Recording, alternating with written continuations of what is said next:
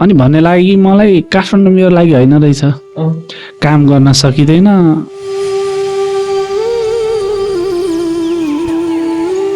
दाइ म त सक्दिनँ जान्छु भने दाइले यस्तो जवाफ दिनुभयो कि मलाई, भाइ यदि तैँले काठमाडौँमा तैँले यति पनि गर्न सकिनस् भने फेरि मेरो अगाडि अनुहार पनि नदेखाउनु र काठमाडौँमा फेरि काम खोज्दै पनि नभन्नु मलाई, त जेसुकै गर जा भन्ने भयो। अनि त्यति भएपछि एकदम ठक्कर लाग्यो। मैले दाइले पनि त पहिला दुःखै गरे होला, मैले नि गर्नुपर्छ भन्ने त्यहाँबाट चाहिँ मलाई त्यो साहस आयो। जस उहाँ दाइले त्यति भन्दाखेरि अनि मलाई चाहिँ हो भाइ त्यहाँबाट चाहिँ नरिसाएको भयो। अहिले म गाउँतिर कता हलो जोतेर के गरेर बसिरहेको हुन्थ्यो होला। म रुनु पऱ्यो भने नि एक्लै रोएर बस्थेँ, तर कसैलाई नभन्ने। अनि यति मिहिनेत गरेँ मैले, 5,000मा काम गर्थेँ म लगभग 2। अनि मैले सोचेँ कि अब चाहिँ मैले गर्नुपर्छ। आफ्नो दाइ भनेको त्यतिखेर चाहिँ दुःख लाग्यो साह्रै होइन। आफ्नै दाइले पनि यस्तरी भने आज।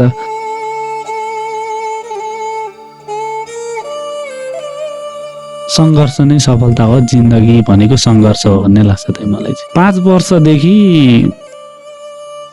11 वर्षसम्मको जिन्दगी र अनि 15देखि 20सम्मको जिन्दगी त जिन्दगी नै होइन भन्ने लाग्छ मेरो लाइफको कुरा चाहिँ।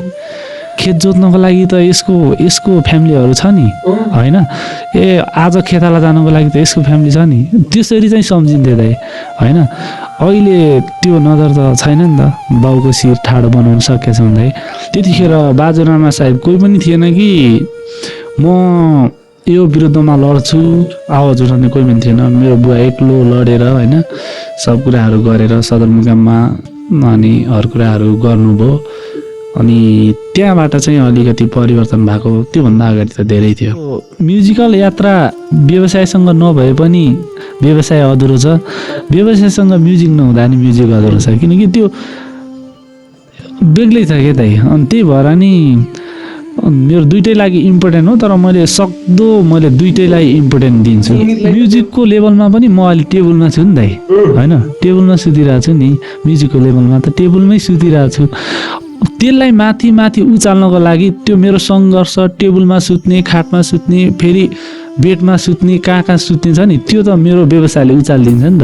हो त्यो कुराले गर्दाखेरि दुइटै त्यस्तै छ कि।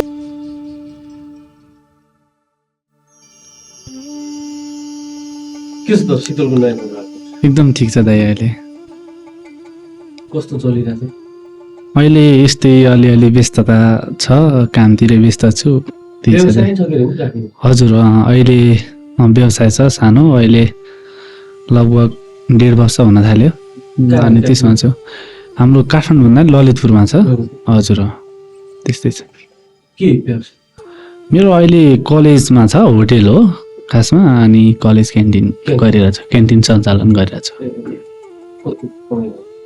ठिकै छ, पालिरहेछौँ भनौँ न, काठमाडौँमा पालिरहेछु। अनि हिँड्न डुल्न भइरहेछ त्यति नै। काठमाडौँमा भाइ छ, म छु।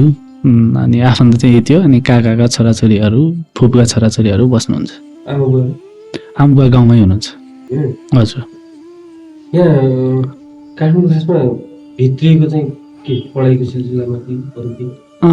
काठमाडौँमा भित्रिएको खासमा पढ्ने भनेर नै भित्रिएको हो। अनि आउँदा हरेक कुराहरू अब हजुरलाई थाहा नै छ, हाम्रो परिस्थिति गाउँमा कस्तो छ के छ।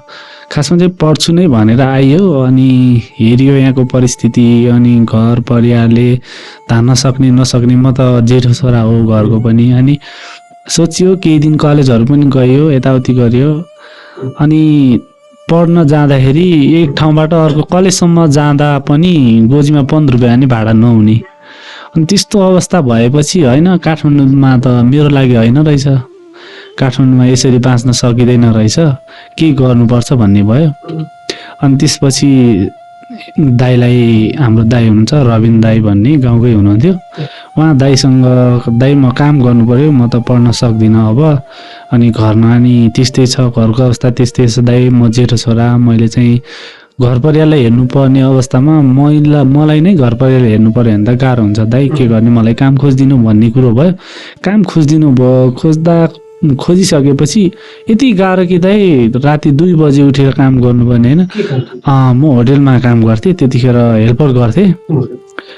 अनि यता मित्र पार्कमा थियो, अनि त्यता गर्दाखेरि अनि साह्रै गाह्रो दाइ। 2 बजे उठेर काम गर्दाखेरि पनि अनि साउ यति छुच्यो कि के भन्ने दाइ। सालतिर हो यो? मेरो लगभग 52 होला, होइन 52 72 सालतिर हो। अनि जति चाँडै उठे पनि जति आज त साउबाट ल गाली खान्न होला मैले, आज त मैले मिहिनेत गरेको छु भने त्यही दिन धेरै गाली खाने। अनि फेरि फर्स्ट चाहिँ भयो कि म काठमाडौँमा बस्न सक्छु, अब गर्छु, घर परिवारको लागि हेर्छु भन्ने कन्सेप्ट बनाएँ। फर्स्ट चाहिँ पढ्छु भन्ने कन्सेप्ट बनाएँ, त्यहाँबाट पनि हार खाएँ। त्यसपछि काम गर्छु भन्ने भयो। काम गर्दाखेरि त्यति पेलान्त भएपछि अनि भन्ने लाग्यो कि मलाई काठमाडौँ मेरो लागि होइन रहेछ, काम गर्न सकिँदैन। अब यस्तोरी गाली खान्छ। जम्मा 5,000 रुपियाँ तलब खाइन्थे 72 सालमा। 5,000 तलब अनि केही पनि नहुने, दुःख साह्रै गाह्रो। अब होइन रहेछ, काठमाडौँ मेरो लागि होइन रहेछ, म चाहिँ घर जानु पर्यो भन्ने भयो। फेरि त्यही दाइलाई फोन गरेँ मैले, दाइ म चाहिँ घर जानु पर्यो, यहाँ त सक्दिनँ, मैले जति मिहिनेत गरेँ नि। गाउँको दाइ पर्ने दाइ। दाइ त्यतिखेर होटेलमै काम गर्नुहुन्थ्यो, उहाँले कुक हुनुहुन्थ्यो त्यतिखेर। अब हामी त भर्खर घरतिरबाट आएको, अब कामसाम लगाइदिने यताउति गरिदिनुहुन्थ्यो, जे होस् उहाँको चिनजान थियो। अनि त्यस्तो थियो। अनि त्यहाँबाट आएपछि काम पनि गर्न सकिँदैन, अब काठमाडौँमा नि होइन रहेछ, म जान्छु भनेर फेरि त्यही दाइलाई फोन गरेँ मैले, दाइ म त सक्दिनँ जान्छु भने। दाइले यस्तो जवाफ दिनुभयो कि मलाई, भाइ यदि तैँले काठमाडौँमा तैँले यति पनि गर्न सकिनस् भने फेरि मेरो अगाडि अनुहार पनि नदेखाउनु र काठमाडौँमा फेरि काम खोज्दै पनि नभन्नु मलाई, त जेसुकै गर जा भन्ने भयो। अनि त्यति भएपछि एकदम ठक्कर लाग्यो। मैले दाइले पनि त पहिला दुःखै गरे होला, मैले नि गर्नुपर्छ भन्ने त्यहाँबाट चाहिँ मलाई त्यो साहस आयो। जस उहाँ दाइले त्यति भन्दाखेरि अनि मलाई चाहिँ हो भाइ त्यहाँबाट चाहिँ नरिसाएको भयो। अहिले म गाउँतिर कता हलो जोतेर के गरेर बसिरहेको हुन्थ्यो होला। ठिकै छ भाइ, बरु भाडासाडा हजुर भाडासाडा मै गरिदिउँला, बरु भाइ सक्दैनस् भने जा भनिदिएको भयो भने चाहिँ सायद यहाँसम्म हुँदैन थियो होला। अहिले जे छ दाइले गर्दा हो भन्ने लाग्छ मलाई चाहिँ। अहिले दाइ कुवेत हुनुहुन्थ्यो, बाहिर बसिरहनु भएको थियो, अनि अहिले यतै हुनुहुन्छ, भेटघाट हुन्छ बेला बेला। हजुर अहिले के भन्नु? अहिले त भन्नुहुन्छ अहिले मेरो भन्दा पनि ठुलो बिजनेस गरेर बसिरहेछस्, देखिस् त त्यतिखेर नभनेको भए के हुन्थ्यो भन्नुहुन्छ। दाइ हो के गर्ने यस्तै हो भन्छु। अहिले 4 जना हजुर 4 जना। म आफै कुक पनि हो, म आफै पनि पकाउँछु। अरू हेल्परहरू मैले त्यहीँबाट सिकेको, त्यहीँबाट सिकेँ।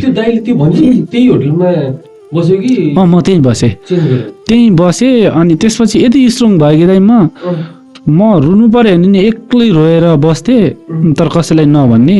अनि यति मिहिनेत गरेँ मैले, 5,000मा काम गर्थेँ म लगभग 2। अनि मैले सोचेँ कि अब चाहिँ मैले गर्नुपर्छ।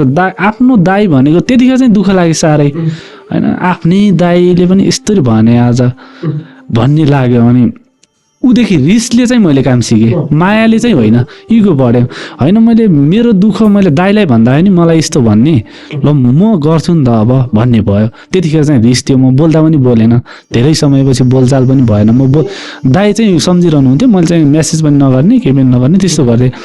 अनि पछि जब 1-1.5 महिना काम गरिसकेपछि त्यसपछि चाहिँ मैले होइन अब चाहिँ यसै गर्नुपर्ने त्यसै गर्नुपर्ने, अब चाहिँ मिहिनेत गर्छु, बरु 1 बजे उठेर भयो नि काम गर्छु म भनेर एकदम मिहिनेत गरेँ। अनि साउ पनि त्यस्तै थियो, दया माया नगर्ने।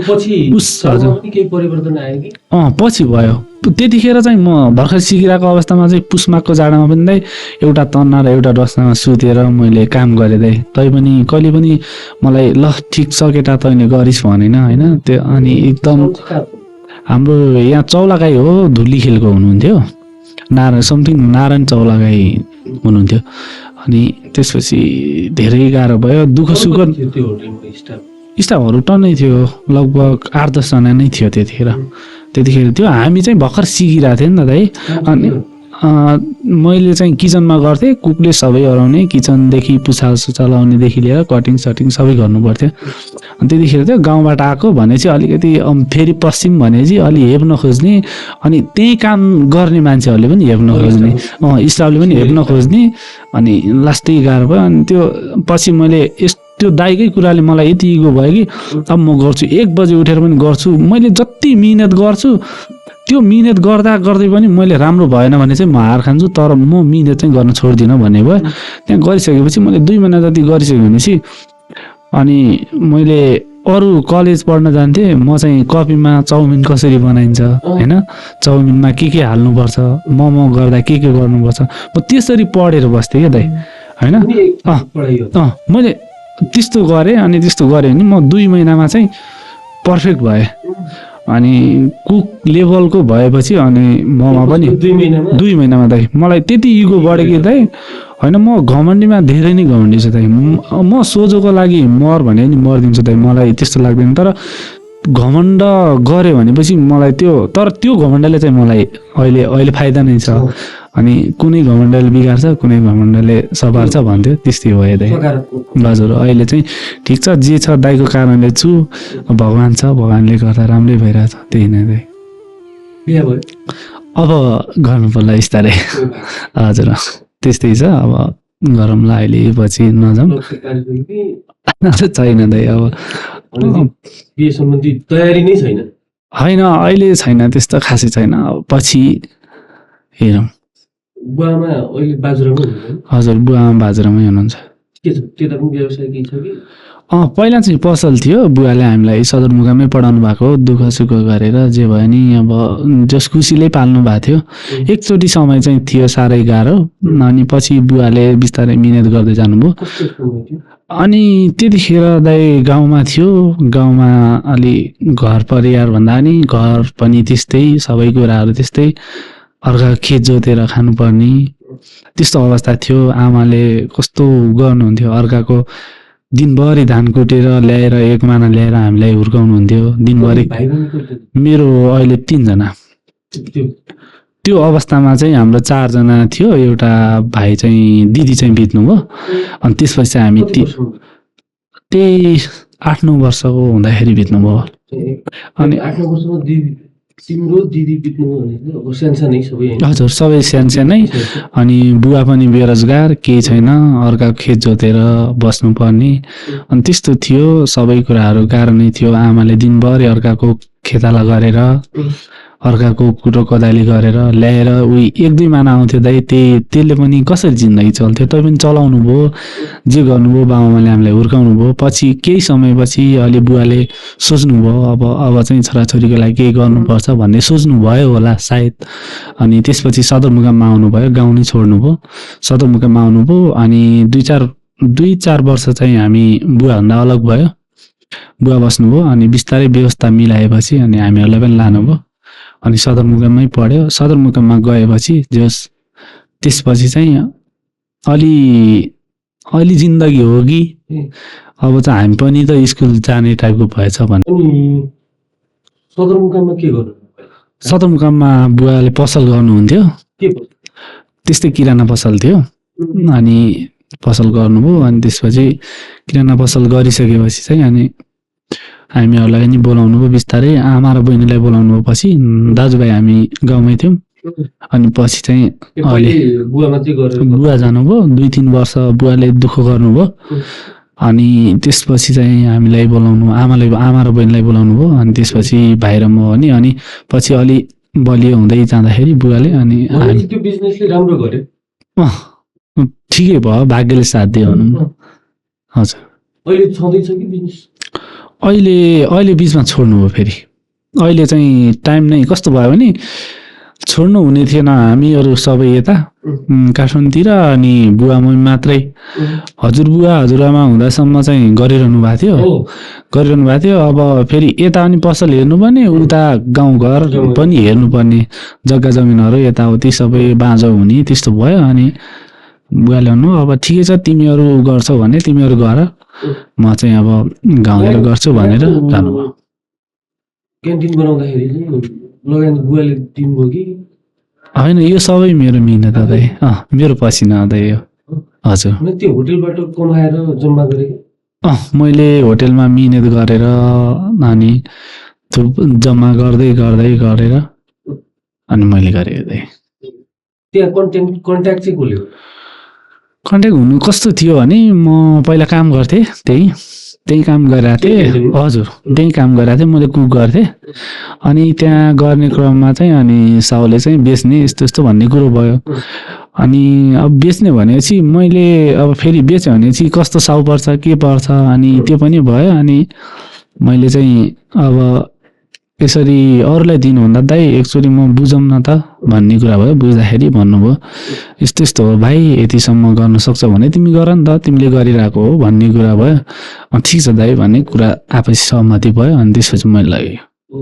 हजुर, कति जति थियो सुरुको लगानी? अनि लगानी त अब त्यही 6-7 लाख पर्यो। हजुर, अहिले त फेरि अझ ग्रो भइरहेको होला। अहिले त राम्रो छ, अहिले ठिक छ। जीवन के हो जस्तो लाग्छ शीतललाई?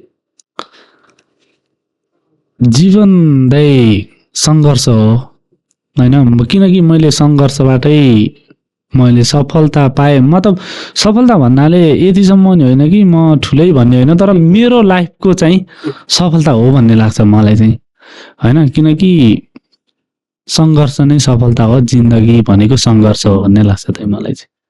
सङ्घर्षले मान्छेले सफल त बनाउँछ नै। हजुर, सबैको कथा हो। हजुर, यी सङ्घर्षहरू चाहिँ शीतलले आफ्नो जीवनमा कतिसम्म सङ्घर्ष गर्नु पर्यो कि कस्ता खालका सङ्घर्ष? होइन दाइ, मैले 5 वर्षदेखि 11 वर्षसम्मको जिन्दगी र अनि 15देखि 20सम्मको जिन्दगी त जिन्दगी नै होइन भन्ने लाग्छ मेरो लाइफको कुरा चाहिँ। त्यतिखेर दाइ मैले धेरै नै दुःख भोगेको छु। त्यो 5देखि 10सम्म भन्नाले त्यो कस्तो छ भने मैले त्यो गाउँले जिन्दगी बिताएँ। मैले जेठोबाट छोरा थियो अनि त्यतिखेर गाउँमा वर्षदेखि 11 वर्ष एकदमै कलिलो। हजुर, बच्चा हजुर, न मैले त्यतिखेर राम्रोसँग पढ्न पाएँ, न स्कुल साथीहरू स्कुल जान्थे, मैले गोरु लिएर जानु पर्थ्यो होइन। अब यस्तो गाह्रो थियो जिन्दगी। अनि त्यो सम्झिन नि सक्दिनँ त्यो जिन्दगी र अनि 15देखि यताको जिन्दगी मलाई जिन्दगी नै होइन जस्तो लाग्छ। 15देखि 20 भनेको अब जब मैले +2 गरेँ जसो तसो पनि यहाँ काम गर्दै यता पढाइ चाहिँ छोडेन मैले।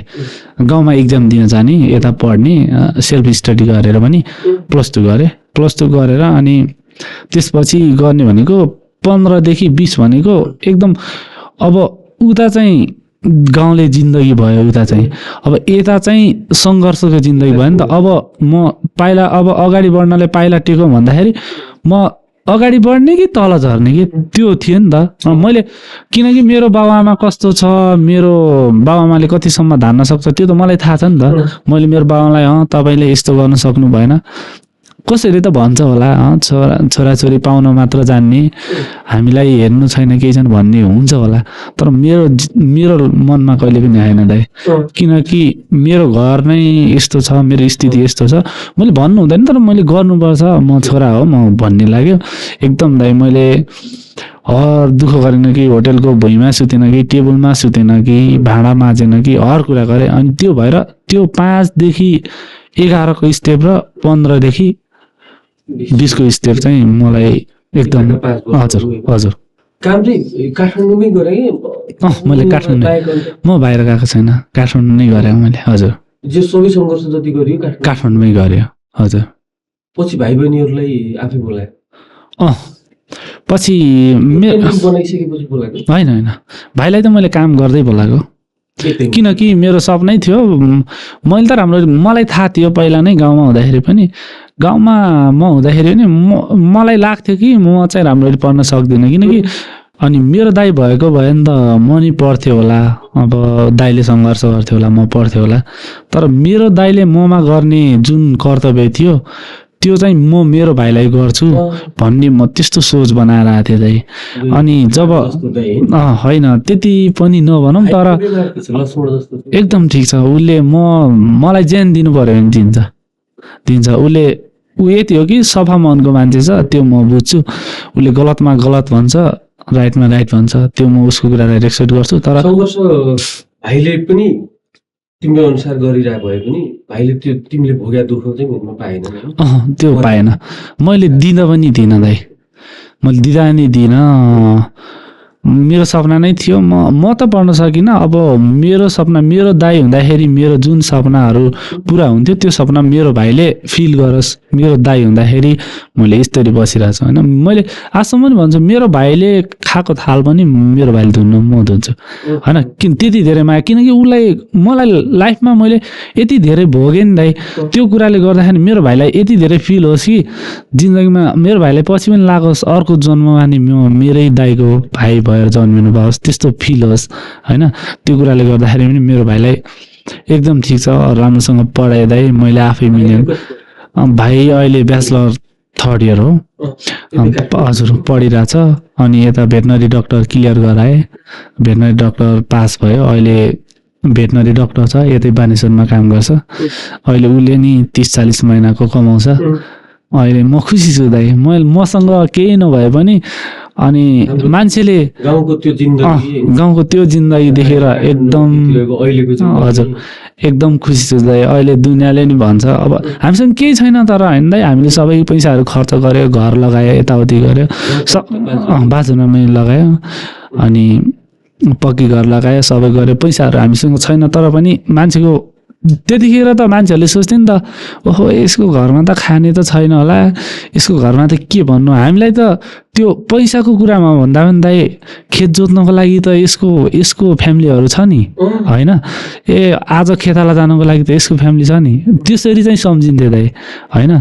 अहिले त्यो नजर त छैन नि त। बाउको शिर ठाडो बनाउन सकेछौँ दाइ, 2 भाइ बहिनी छ, 2-2वटा बाइक चढेर हिँडेछौँ। जे भयो नि अरूको नजर, त्यो जुन त्यो घृणाको नजर थियो नि, त्यो हटाउन सक्यौँ दाइ, त्यही सबैभन्दा ठुलो कुरा छ दाइ। अहिले गाउँ जाँदाखेरि के भन्नुहुन्छ?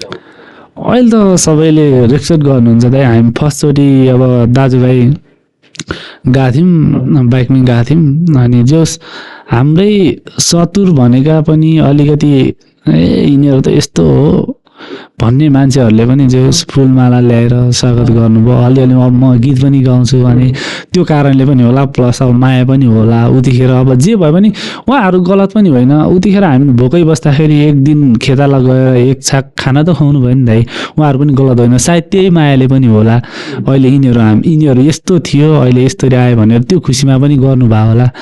अनि एकदम उहाँहरूप्रति पनि रेस्पेक्ट छ, त्यही हो दाइ। बुवामुले के भन्नुहुन्छ आजले? अनि ठिक छ, दुःख पनि हुन्छ, सुख पनि हुन्छ। अनि अब दुःखमा पनि नआत्तिनु, सुखमा पनि नमात्तिनु, आफ्नो होस गर्नु। अब सबै कुराहरू अहिले गाह्रो छ, कसैको लैलैमा नलाग्नु भन्ने कुरा भन्नुहुन्छ।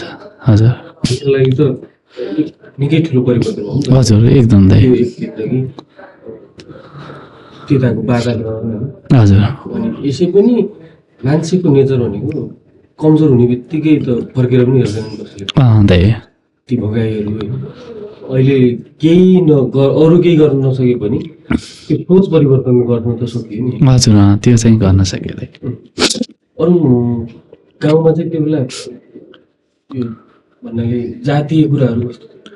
त्यतिखेर त एकदमै थियो दाइ। त्यही भने त मैले अब जातीय कुरामा त एकदम नै हो, एकदम नै थियो हाम्रो गाउँमा त।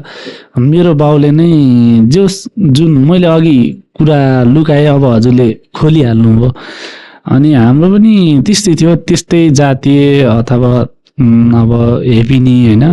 अनि हलिया मतलब अरूको हलो जोतेर खाने हलिया, यस्तो उस्तो भन्ने जुन प्रथाहरू थियो, त्यतिखेर बाजुरामा सायद कोही पनि थिएन कि म यो विरुद्धमा लड्छु आवाज उठाउने कोही पनि थिएन। मेरो बुवा एक्लो लडेर होइन सब कुराहरू गरेर सदरमुकाममा अनि अरू कुराहरू गर्नुभयो।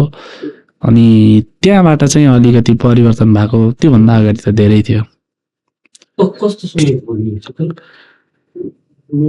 पहिला त अब साथीहरूबाट पनि धेरै गिरिन्थ्यो भनौँ न।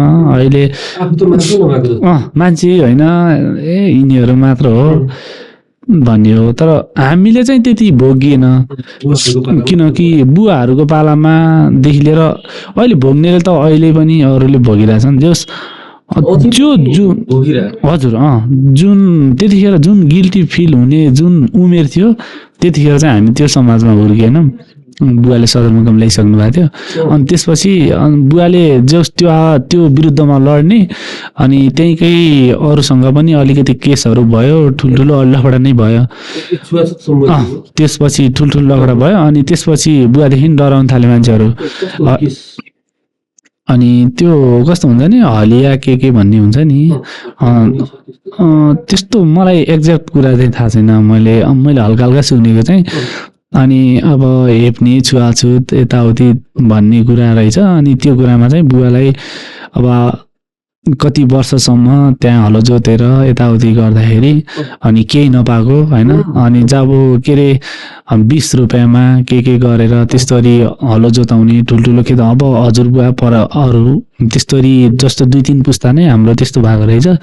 अनि त्यस्तो बुवाले थाहा पायो भने चाहिँ अनि बुवाले चाहिँ अब यसरी दबिनु चाहिँ भएन, अब यसरी चाहिँ दबिनु भएन, म के गर्छु भन्ने सायद उहाँको सोच आयो होला। मलाई चाहिँ थाहा छैन त्यो कुराहरू, उहाँको सोच आयो होला। त्यसपछि चाहिँ उहाँले परिवर्तन चाहनुभयो। अनि समाजमा पनि हजुर समाजमा पनि भन्नुभयो सबैलाई होइन, यस्तो गर्नुपर्छ उठ्नुपर्छ भन्दाखेरि कसैले पनि सपोर्ट गरेन। किनकि पालिनु थियो नि त दाइ, आँटै गरेन। किनकि अब जस्तै मसँग कोही साथी छ, अब ल यसलाई यस्तो गर्नु पर्यो भनेपछि त जस्तै उसको साथीले उसबाट बाटो काटिन्छ भने त आफ्नो पेट पालिरहेछ भनेपछि त उसले त यता सपोर्ट गर्ने कुरो त भएन होइन। जस्तै मेरो बाउ एक्लै लड्दाखेरि त मेरो बाउको मेरो फ्यामिलीको पो त्यो के भन्छ रोजीरोटी काटियो, तर अरू गाउँलेको त काटिएन नि त।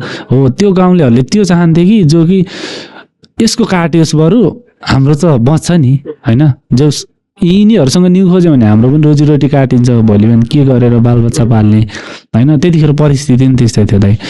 अनि रोजीरोटी नै हजुर त्यस्तै वर्गीय होइन। त्यहाँ वर्गीय लडाइँ हुँदै गर्दा पनि अब हुँदा खाने वर्ग र हुने खाने वर्ग हजुर त्यही हुने खानेहरूले हेपिरहेको त्यो हेपाइ पनि हुँदा खानेहरूले त उनीहरूले दिएपछि मात्रै पाउने भयो। हो त्यो भयो त्यो भयो। अनि एकदम अब यता मनभित्र विद्रोहको एकदमै ज्वाला बलिरहेको भए पनि बाहिर त्यो भयो दाइ पेटको लागि। अहिले मैले तपाईँलाई एउटै उदाहरण दिन्छु होइन दाइ। अब कस्तो भयो, म गीत सङ्गीतमा लागिरहेको छु, मलाई यहाँ आएर गीत गाउन त मन छ नि दाइ होइन।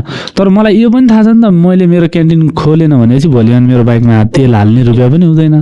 अनि मैले के गर्ने त, मैले त उता हेर्नु पऱ्यो नि त। हो त्यो गाउँको सिचुएसनमा त्यो थियो कि अब यता मेरो बाउको पछाडि लागौँ भनेपछि त उनीहरूको त्यत्रो समाजको होइन विरोध भयो, सबै कुरा भयो।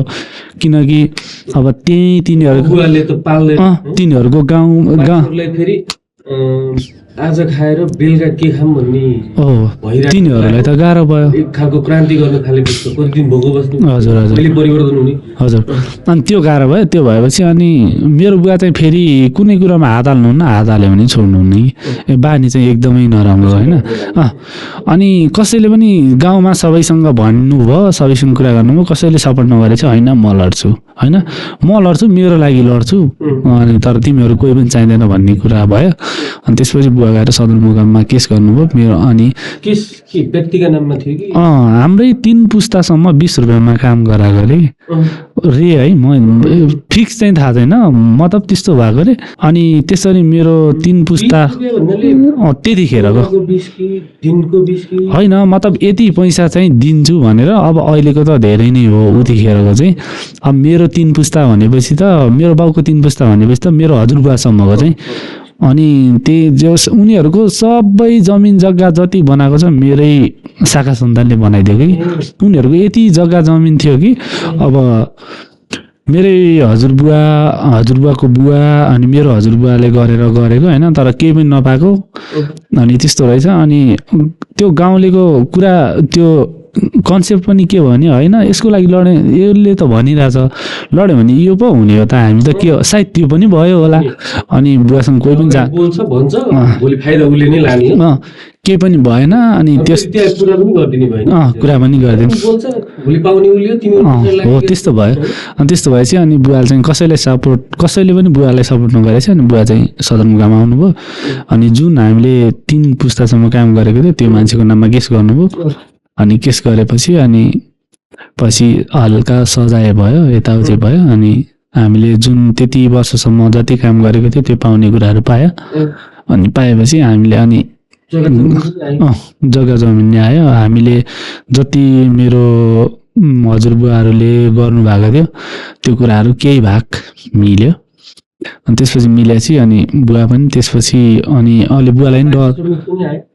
आयो मतलब के पैसाहरू के भन्ने थियो त्यो सबैहरू आयो अनि त्यस्तो भइसकेपछि चाहिँ अनि बुवालाई पनि डर भयो अब गाउँमा सबैजना सत्रुप भयो अब मलाई चाहिँ त्यहाँ बस्नु हुँदैन भन्ने सायद उहाँको कन्सेप्ट भयो होला मैले गेस गरेँ होइन अनि त्यस्तो भइसक्यो भने चाहिँ 100% नै सोध्नु त भयो नि 100% भयो अनि त्यसपछि बुवाले त्यता बस्नै छोडिदिनु भयो आउनुभयो अनि त्यसपछि सदरमुकाममा पसल गरेर त्यहाँबाट अनि जुन आफ्नो पक्ष जसले विद्रोह गर्नै पर्थ्यो परिवर्तन खोज्नै पर्थ्यो उनीहरू रोजीरोटीका लागि गरेनन् हजुर विरोधी भए यसले हाम्रो रोजीरोटी काट्दिने भयो भन्ने टाइप हजुर अनि जो ठुला बडा भनाउँदाहरू छन् तिनीहरू फेरि अब हाम्रो त्यसपछि त अब काट्ने मान्छे कोही पनि हुँदैन यति सजिलै भइरहेको दिउँदेखि हजुर तिनीहरू विरोधी त्यसपछि त बुवाको सबैतिरबाट विरोधी त सबै विरोधी भयो त्यसपछि गाउँ पनि जानु भएन अनि पछि बिस्तारै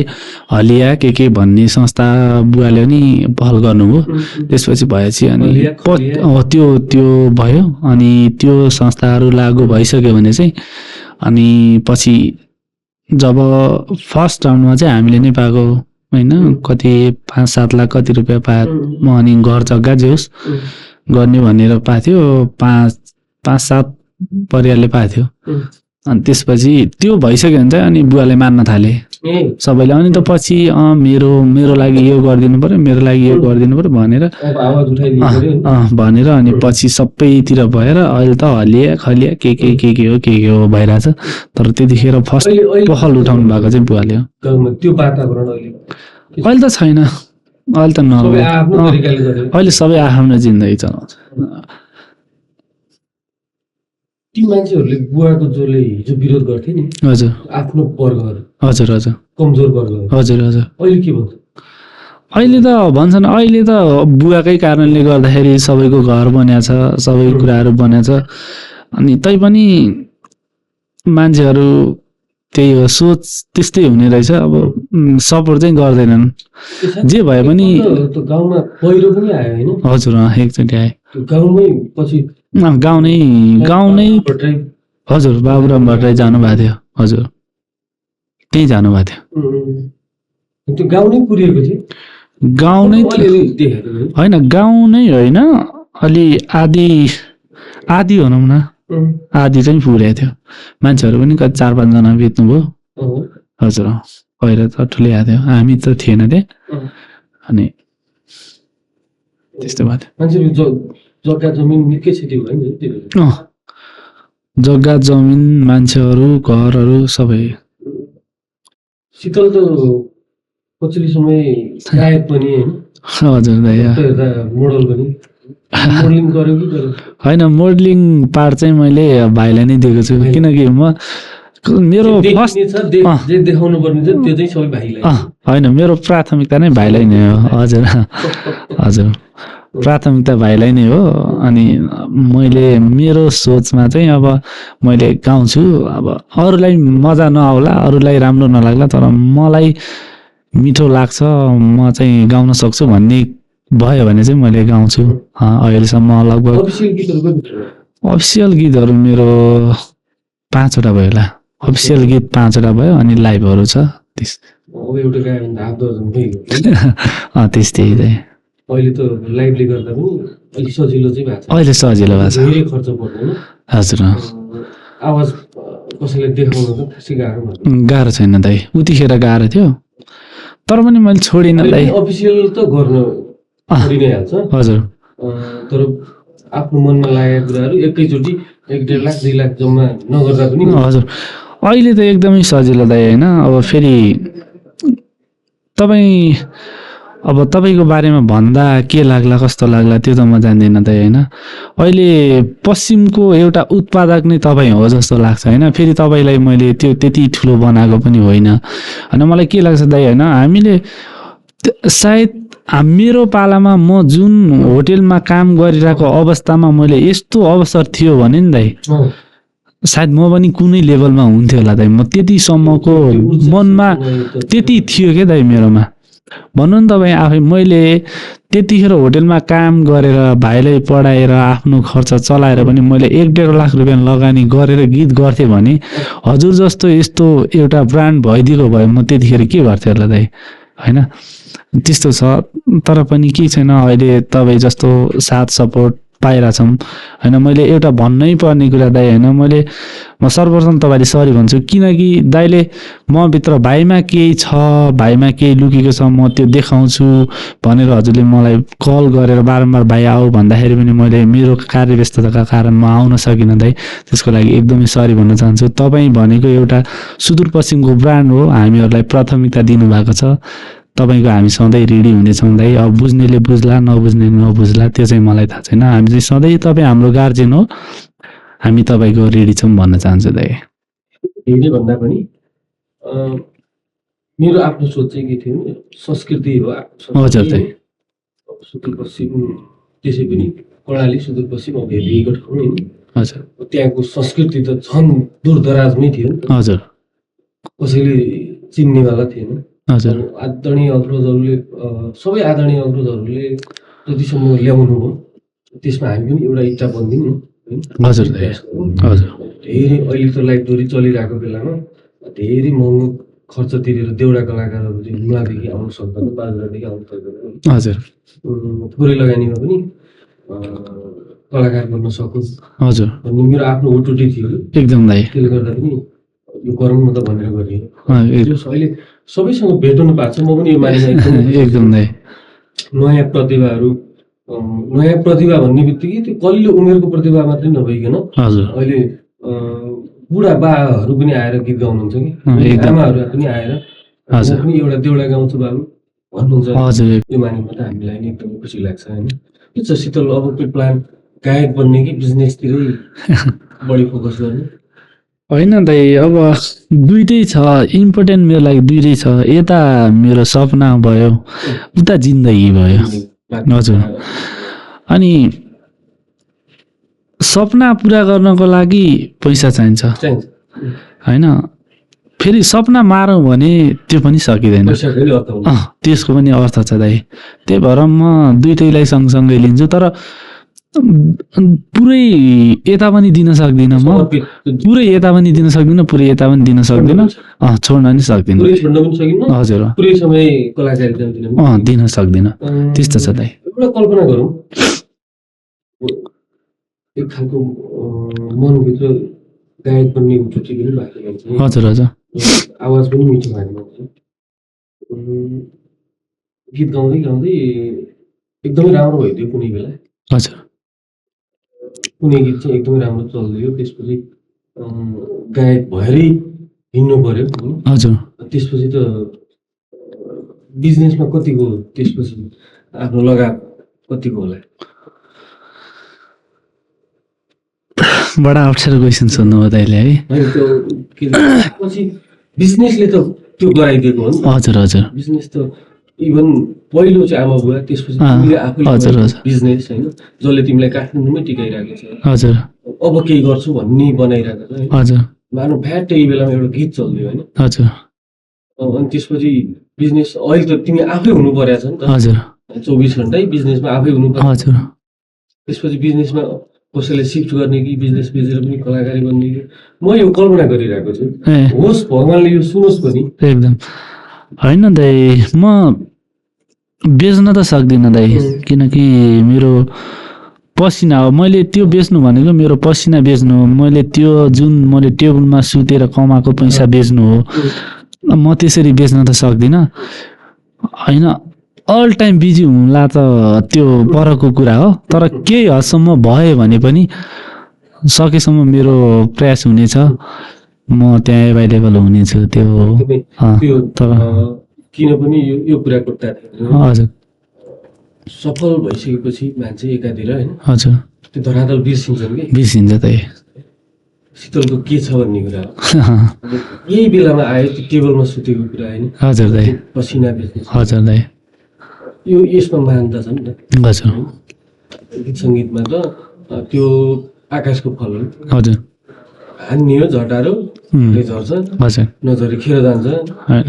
यस्तो कयौँ कलाकारहरू समय खेर गएका छन्, हजुर एकदम धन खेर गएको छ होइन, अनि ऊर्जाशील समय खेर गएको छ।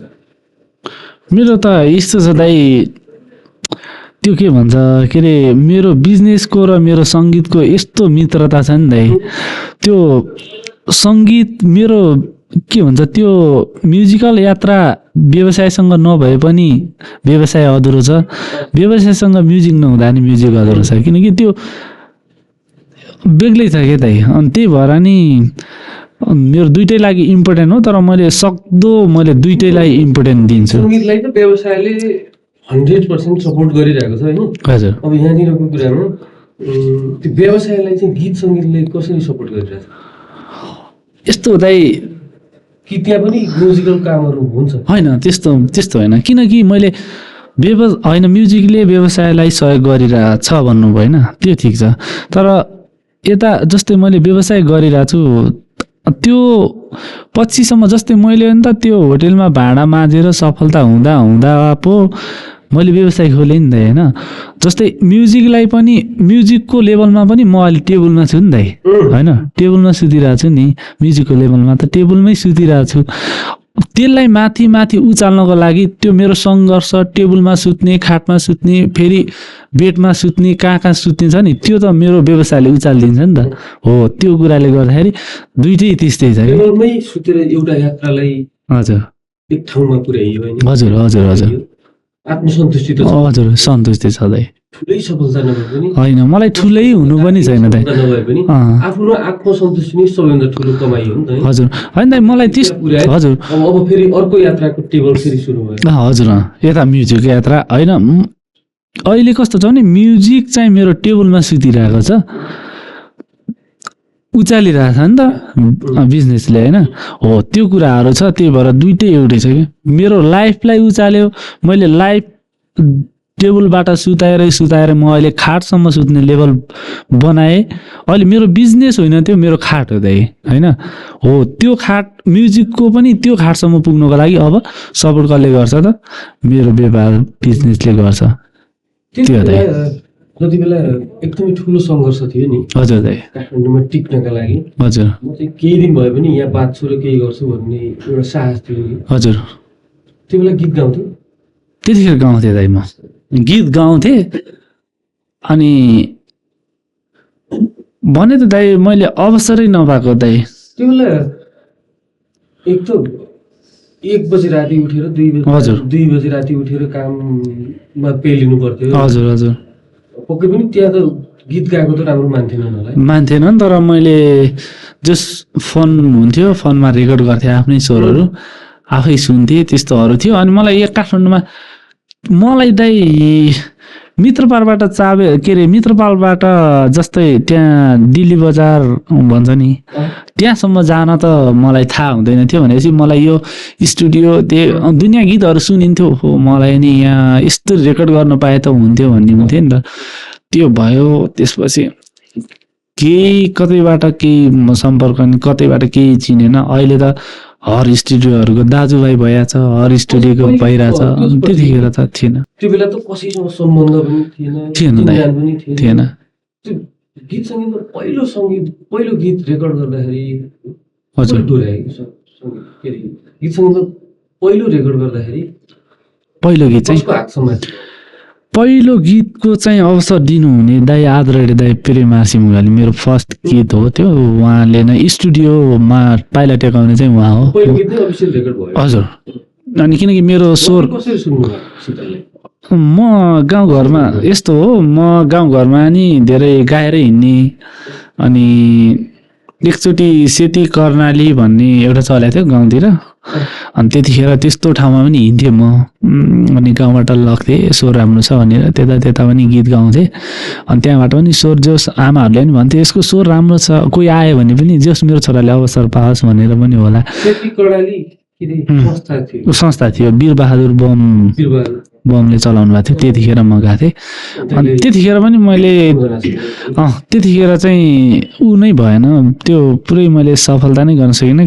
अनि कस्तो थियो नि त्यो सेती कर्णाली भन्ने त्यतिखेर गएको थिएँ। अनि त्यतिखेर जाँदाखेरि चाहिँ अनि अब गाउँमा त्यही त अनि तेरो छोरालाई त माओवादी लग्यो, कसले लग्यो, अब तेरो छोराले त मारिदिन्छ, अब यस्तो गर्छ, गाउँमा गीत गाउँदै हिँडेछ भनेर भन्दैछन्। फेरि ठ्याक्क मेरो एउटा ठाउँमा कार्यक्रम सकिन्छ, अर्को ठाउँमा गएर ठ्याक्क बुवा त्यहाँ पुग्नु हुँदो रहेछ। होइन उनीहरू त फेरि यहाँबाट यो गाउँ गएको छ भन्ने हुँदो रहेछ। फेरि बुवा त्यो धेरै दुःख पाउनु बुवाले। अनि त्यसपछि होस् भनेर मैले लगभग 15-20 दिन चाहिँ हिँडेँ। अनि त्यसपछि चाहिँ छोडिदिएँ। अनि गाउँमा पनि अनि अब नाटक भन्ने हुन्थ्यो, नाटक साटक लाउँथे, रोपाई मेलाहरू अरू कुराहरू हुन्थ्यो, त्यतिखेर नि गाउने। अनि त्यो कुराहरूबाट जस यसको सो छ भन्ने हुन्थ्यो। अनि सदरमुकाम आइसकेपछि अनि बाल दिवसदेखि लिएर हर कुराहरूमा हाम्रो आज दाई राजेन दाई हुनुहुन्छ, कृष्ण दाई हुनुहुन्छ, उहाँहरू बजाउँदाखेरिदेखि नै म गीत गाउँथेँ। दाईहरूले नै हामीलाई सिकाएको थियो। अनि त्यहाँबाट चाहिँ गाउँछ भन्ने थियो, तर अवसर चाहिँ कुनै पनि थिएन। अनि एकचोटि घर आउनु भएको थियो। घर आउँदाखेरि चाहिँ मेरो घर भेट्न आउनु भएको थियो। होइन चिनेर चाहिँ त्यो गएको भनेर चाहिँ आउनु भएको होइन। अनि हाम्रो दिदी हुनुहुन्छ जुम्ला, बिहे गर्नु भएको छ। अनि उहाँ दिदीको नातेदार चाहिँ उहाँ हुनुहुँदो रहेछ। अनि त्यसरी उहाँको नाताले हाम्रो पनि दाइ पर्नुहुने। अनि आउनु भएको थियो। घरमा बस्दाखेरि यस्तो यस्तो कुरा दाइ यस्तो यस्तो भन्ने कुरा भयो। आमाले पनि कुरा गर्नुभयो, यसले साह्रै रहर गर्छ यसले गीत गाउनलाई, अनि उसलाई केही अवसर छ भने यसो गरिदिनु भन्ने कुरा भएको थियो। म गरौँला भन्नुभएको थियो। त्यसपछि 2-4 वर्ष कन्ट्याक्ट पनि भएन।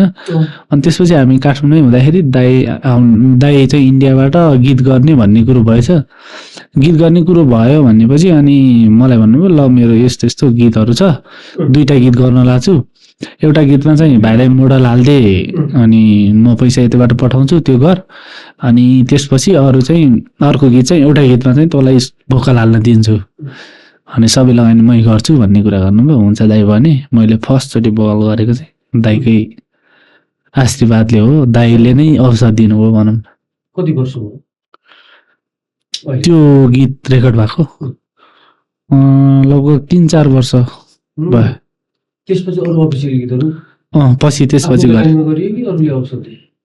50-50 कसैले लगानी गर्ने यताउति, शब्द लयहरू मेरै हुन्थ्यो। अनि गीतहरू सुनाउँथे, ल गर्छौँ त भन्ने कुरा हुन्थ्यो। अनि त्यसपछि गरेको थियो। फिडब्याक के आयो पछि दर्शक श्रोताहरू? राम्रो कमाउन नसके नि जो चिन्न सक्यो दाइ, गीत गाउँदो रहेछ यसले। अनि गाउँमा चाहिँ यत्तिकै मेलापातमा गाउने मान्छे जोस अब मेरै गीत सुन्न थाल्यो भनेपछि त अनि गाउने रहेछ नि त भन्ने भयो नि त। अनि त्यसबाट चाहिँ गाउँदो रहेछ भन्ने भयो, हल्ला भयो। त्यही जाँदै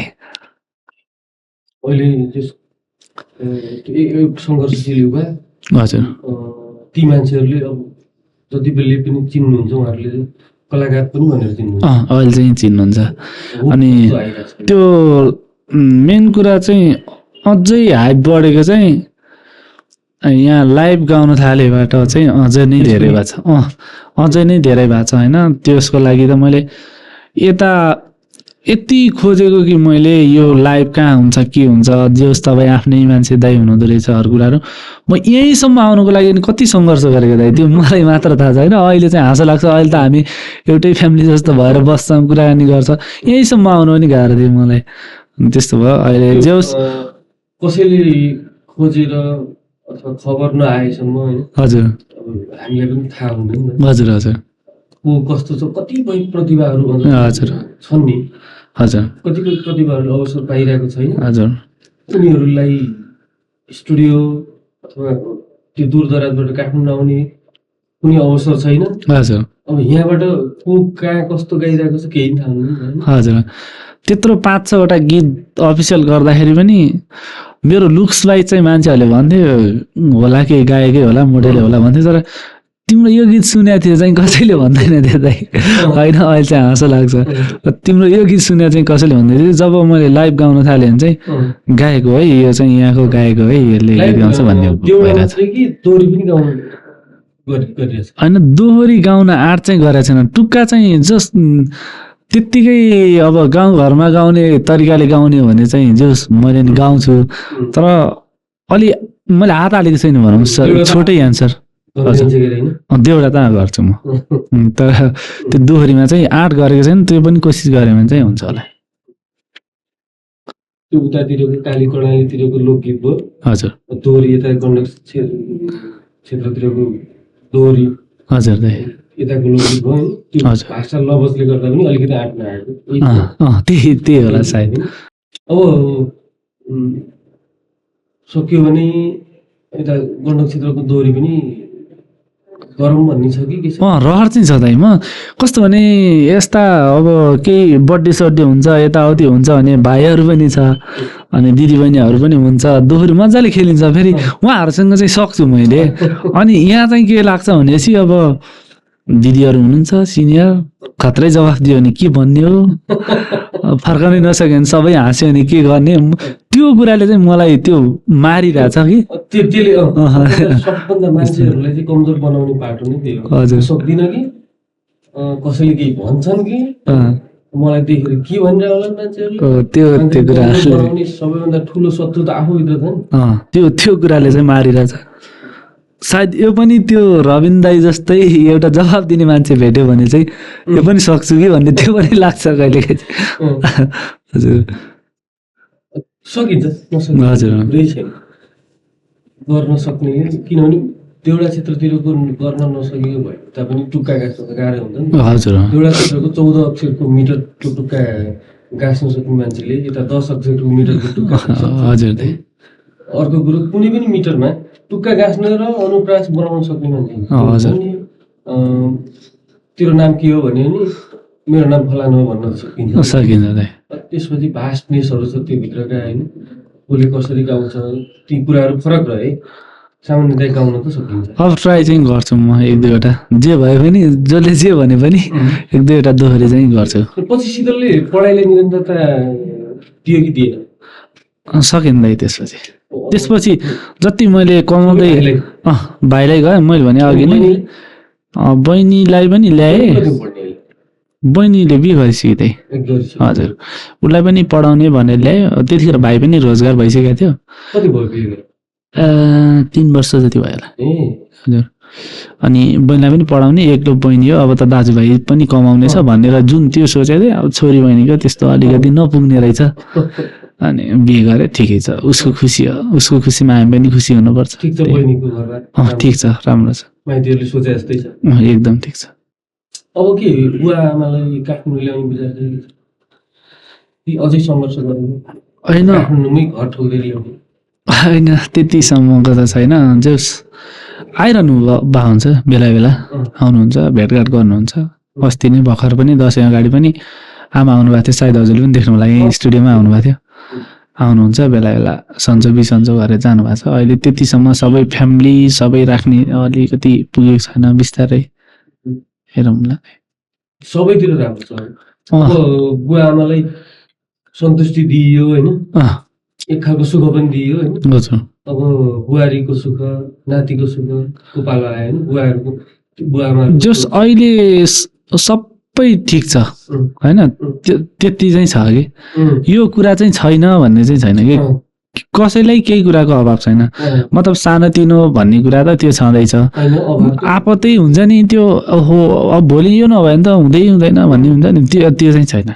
अब गीत सङ्गीतमा राम्रै निरन्तरता हुन्छ। हजुर अब गीतहरू पनि गर्दैछु बिस्तारै बिस्तारै, गर्नुपर्छ त। आज यसरी बसौँला भन्दा भन्दै पनि अलि लामो समय भएको थियो शीतलसँग, आज भेट भयो, बसाइ भयो, दाजुभाइको आफ्ना कुराहरू भए, खुसी लाग्यो। म मेरो तर्फबाट चाहिँ शीतललाई अब सोचेका चाहेका जति पनि सपनाहरू छन् नि हजुर दाइ सबै सफल होस् भगवानसँग प्रार्थना गर्छु हजुर थ्याङ्क यू दाइ हजुरलाई पनि शीतलले अझ धेरै सफल भएको एउटा स्टेजमा गाइरहेको देख्न पाऊँ थ्याङ्क यू तल दाइ आएर ताली बजाउनु थ्याङ्क यू दाइ हजुरलाई शीतललाई धेरै धेरै शुभकामना छ हस् दाइ हस् हुन्छ धन्यवाद हस्